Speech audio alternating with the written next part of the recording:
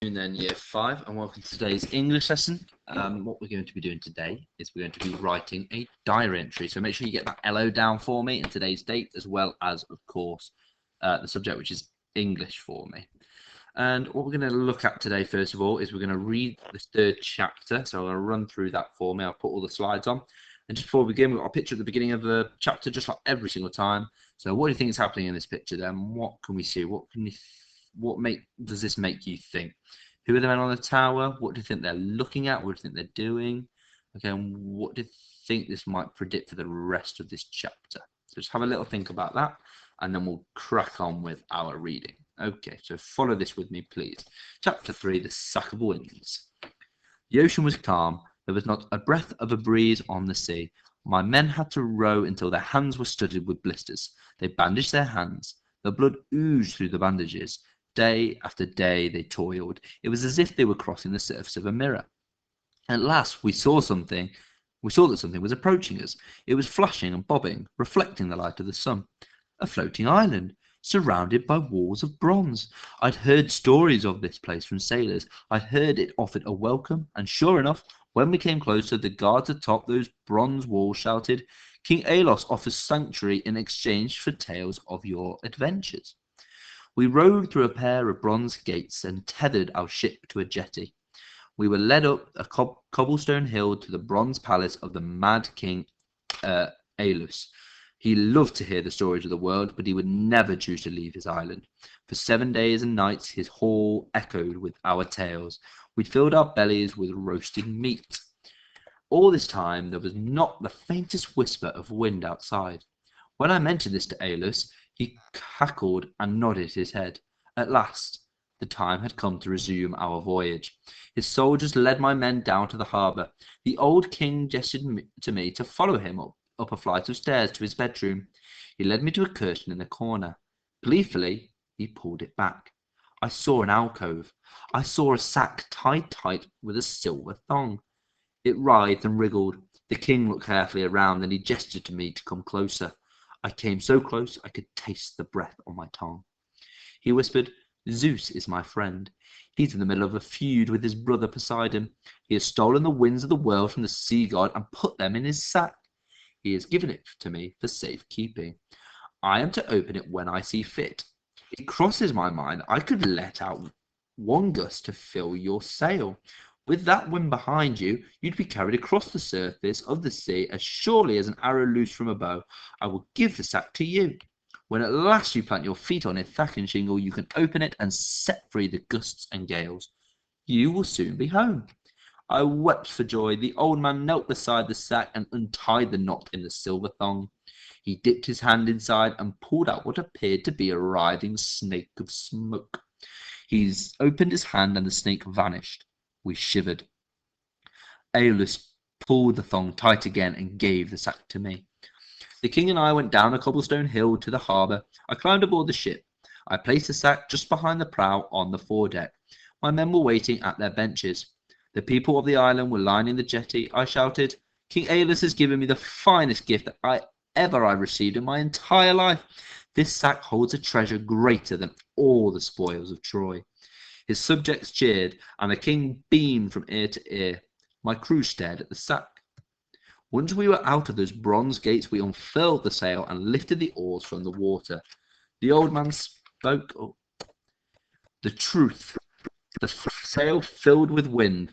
No need to row, no need to steer. It was as if we were following a path across the trackless waves of the sea. For 9 days and nights I sat on the foredeck, the sack by my side.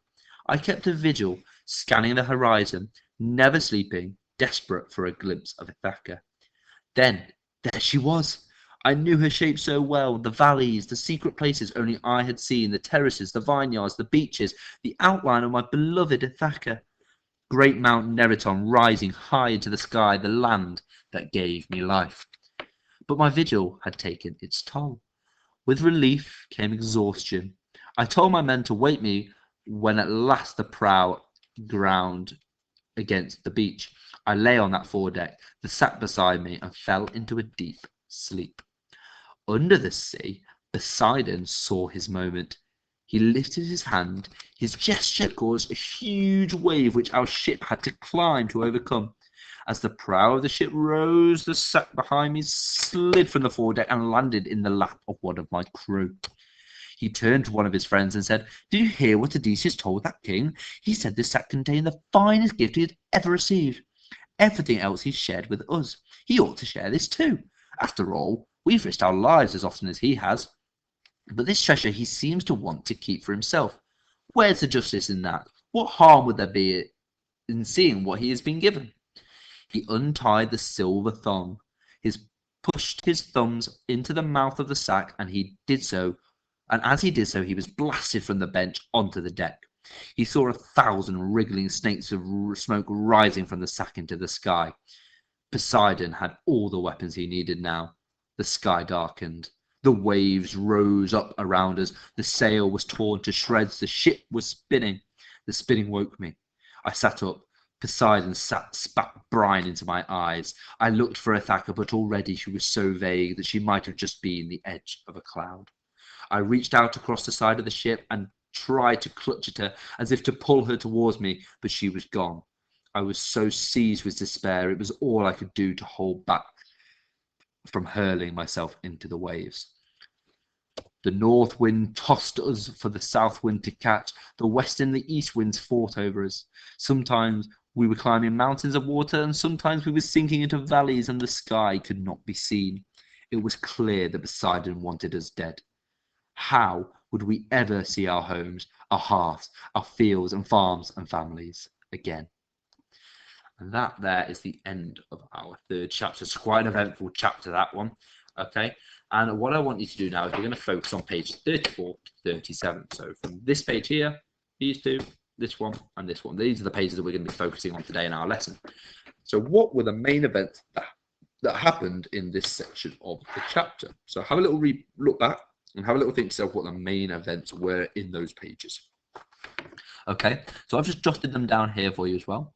So Odysseus saw Ithaca and fell to sleep happy. Okay, so he saw Ithaca in the distance and fell asleep. Poseidon made the sack of wind land next to one of the crewmates by causing that big wave, didn't he? And the sack went all the way back and landed on the crewmate's lap. And the crewmates decided to open it because they were jealous of Odysseus. They wanted to see what this prize, their treasure, was. And then after this happened, all carnage occurred. So Poseidon made the sea go crazy. Odysseus woke up and they were spinning all over the place. They couldn't see Ithaca anymore. And so Poseidon was clearly trying to kill them. Okay. And that is how it ended. Okay. So do we think they're going to survive? What do we think might happen? Okay. There's a lot of things that could happen next, but these are the main events in those pages. Now, what I want you to do is during those few pages, I want to imagine that you were one of the crewmates on the ship. So one of the people that decided to open up the sack of wind. Okay. Now, how did you feel at the end of this chapter? So how did you feel in these pages 34 to 37? How did you feel? What emotions did you go through? I just want you to imagine that you are one of these crewmates and have a think how you would feel at this moment. Would you be scared because you're fighting for your life? Would you be happy for some reason? Okay, you tell me. Okay, so you should have had a little think about that, and I've just written some ideas here on the right-hand side. So, how do you feel when you saw Ithaca? So you must have felt quite happy, relieved. You know, you'd got home, but then obviously all things changed. How did you feel about the storm? Okay, so obviously maybe a bit guilty because you'd caused the storm. Okay, because you'd opened the sack of wind. Scared because you were fighting for your life. You could easily die at any moment. Confused. You'd never seen anything like this before. The storm out of nowhere. You know, all of these different emotions and feelings. Okay. Did you feel that your homes were being torn away from you? You could see your homes. You could see your dreams. You can see where you wanted to go. And then suddenly it was all snatched away from you. Okay. So there are lots of different emotions and feelings that you would be going through if you were one of these crewmates on the ship. Now, what I want you to do, still imagining that you are one of the crewmates, I want you to imagine that you've woken up this day, okay, and you've experienced what they have gone through from these pages, okay. And what you're going to do is pretend you've got to the end of your day and write a diary entry as if you were one of these crewmates, okay. So you're going to write in the past tense because you explain what happened during that day, and you can write So you'll begin your day at the beginning, at the start of the day. So you woke up, you left the big city, the floating island, and then you were calmly sailing away, okay? And then you saw your hometown in the distance, you were all happy, you felt amazing. Then you decided to open the sack and you thought, well, what's going to happen here? I want to see what this treasure is. And then there was all this carnage. You're going to include all the events that happened in that day. And I want you to remember that you're writing in past tense, you're retelling your day. And I want you to remember that you're including lots of emotions and feelings throughout. So how did you feel when you were just sitting slowly sailing away? Did you feel bored? Did you ever think you were going to get home? And then eventually you saw Ithaca, you saw homeland, you felt elated, you were ecstatic, you were so happy you were finally going to get home. And then you thought, why not? Let's open the sack. Everything's going well. What happened next? Carnage occurred, okay? Poseidon causing carnage with the sea. You felt scared, terrified, guilty, shocked, all these emotions. So I want you to write a diary entry explaining the events that happened and how you felt during these events. Include some fronted adverbials as well if you can, guys. Okay, so things like at the start of the day, just to help you break up your diary entry a little bit. So at the start of the day, next, then, so on, and try and use a parenthesis in there. Get some extra information into your diary entry. Add that, make it a little bit more exciting. Okay, and that's what I want you to do for me today, and then we'll read them later on in our live lesson. Okay, thank you very much then, year 5. I'll see you later. Enjoy the rest of your day.